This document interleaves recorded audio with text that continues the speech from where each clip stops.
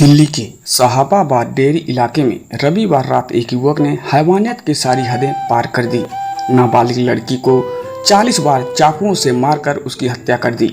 आरोपी बीच सड़क पर किशोरी पर चाकुओं से ताबड़तोड़ हमले करता रहा। इस दौरान वहां मौजूद कई लोग मूल दर्शक बनकर वारदात को देखते रहे, लेकिन किसी ने भी उस लड़की को बचाने की कोशिश भी नहीं की।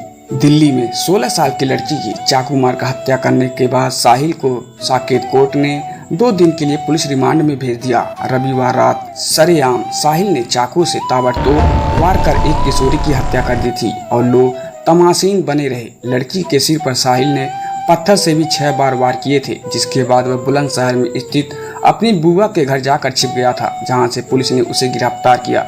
हालांकि साहिल ने गिरफ्तारी से बचने के लिए अपना मोबाइल ऑफ कर लिया था ताकि उसकी लोकेशन का पता ना चल सके, लेकिन साहिल की बुआ ने एक फोन से आरोपी की लोकेशन मिल गई और वह पुलिस के हत्थे चढ़ गया।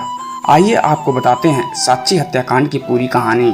दिल्ली पुलिस सूत्र ने बताया कि लड़की की हत्या करने के बाद आरोपी साहिल रिठाला गया और वहां उसने हथियार फेंके। इसके बाद उसने पेशेवर अपराधी की तरह पुलिस को चकमा देने के लिए 2 बार बुलंदशहर जाने के लिए बसें बदली। वह सोमवार तड़के 4 बजे बुलंदशहर में स्थित अपनी बुआ के घर पहुंचा था। हत्या के बाद से ही साहिल का फोन बंद आ रहा था।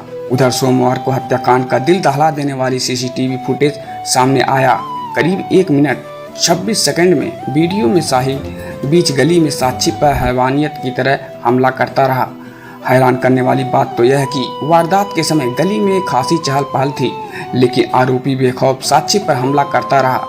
किसी ने भी साहस दिखाकर आरोपी को रोकने या पकड़ने की प्रयास भी नहीं किए। अलबत्ता एक लड़के ने थोड़ा सा हिम्मत दिखाकर एक बार साहिल को पकड़ने की कोशिश की, लेकिन साहिल के सिर पर खून सवार था। यह देखकर वह पीछे हट गया। आरोपी ने साक्षी पर चाकू के 35 से 40 वार किए थे। इसके बाद भी जब उसका दिल नहीं भरा तो उसने पास में पड़ा एक बड़ा पत्थर उठाकर साक्षी के सिर पर मार दिया। हमला करने के चंद सेकंड बाद आरोपी दोबारा वापस आकर पत्थर से हमला करता है। बाद में बड़े ही आराम से पैदल चलकर वहां से फरार भी हो जाता है। घटना के बाद पुलिस आरोपी साहिल के घर पहुंचती है, लेकिन यहाँ कोई नहीं मिलता। इसके बाद पुलिस ने सर्विलांस की मदद ली। इस बीच साहिल की बुआ ने बुलंदशहर से फोन कर साहिल के पहुंचने की जानकारी उसके पिता को दी। इस कॉल से ही पुलिस को साहिल का लोकेशन मिल गया। मीडिया रिपोर्ट के मुताबिक पुलिस साहिल के पिता को साथ लेकर बुलंदशहर के पहासू थाना क्षेत्र के गांव अटेरना पहुंची और साहिल को गिरफ्तार कर लिया। अटेरना से पकड़े गए साहिल की बुआ के पुत्र अमन ने बताया कि साहिल सोमवार तड़के करीब 4 बजे उनके घर पहुंचा था। दरवाजा खोलने पर जब परिजनों ने पूछा कि इतनी सुबह कैसे आना हुआ, तो उसने बताया कि वह पास में ही अपने एक दोस्त के घर आया था, वहां से यहाँ आ गया। अमन ने बताया कि इसके अलावा उसने कोई जानकारी नहीं दी। उन्हें नहीं पता था कि वह किसी की हत्या करके यहाँ आया है। साथ ही करीब 8 माह पूर्व साहिल व उसके परिजन एक शादी में गांव आए थे। दिल्ली पुलिस की PRO सुमन नलवा ने बताया कि साहिल और साक्षी 3-4 साल से रिश्ते में थे। साक्षी की ओर से बातचीत बंद करने और पुराने दोस्त से नजदीकियां बढ़ाने पर साहिल नाराज चल रहा था। उसने कई बार साक्षी का पीछा किया था। अब तक की पुलिस की पूछताछ में आरोपी ने खुलासा किया कि साक्षी उसे दरकिनार कर दूसरे लड़के से बातचीत करने लगी थी।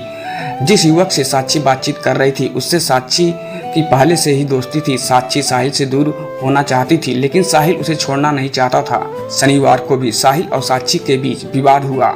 इसके बाद साहिल ने साक्षी की हत्या का प्लान बनाया।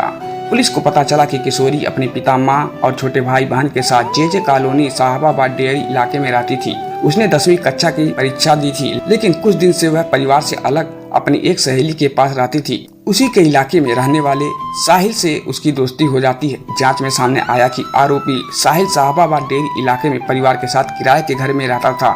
साहिल के परिवार में 3 बहनें, माँ और पिता हैं। पिता मजदूरी करते हैं। साहिल AC मैकेनिक है। वह AC और रेफ्रिजरेटर की मरम्मत करता है। साक्षी का साहिल के साथ किसी बात को लेकर मनमुटाव हो गया था। रात में किशोरी अपनी एक सहेली नीतू के बेटे के जन्मदिन की पार्टी में जा रही थी। इसी दौरान साहिल ने उसका पीछा किया और एक जगह पर रोक लिया। दोनों के बीच किसी बात पर कहासुनी हुई और आरोपी ने उस पर चाकू से ताबड़तोड़ हमला कर दिया। साक्षी के माता पिता ने बेटी के हत्यारे को साहिल को फांसी दिए जाने की मांग की है। लड़की के पिता ने कहा कि मेरी बेटी की हालत बहुत बुरी थी, मुझे साहिल के बारे में कुछ नहीं पता था। उन दोनों के बीच क्या था, कल पूछताछ में मुझे पता चला। मेरी बेटी का स्वभाव अच्छा था। मेरी मांग है कि जैसे उसने मेरी बेटी को मारा है वैसे ही उसे कड़ी से कड़ी सजा मिले ताकि फिर से ऐसा कोई ना कर सके। मैं मजदूरी करता हूँ। तो दोस्तों, आप लोगों को वीडियो कैसा लगा आप हमें कमेंट करें, और अगर चैनल पर नए हैं तो चैनल को लाइक करें, सब्सक्राइब करें और लोगों में शेयर करें। धन्यवाद।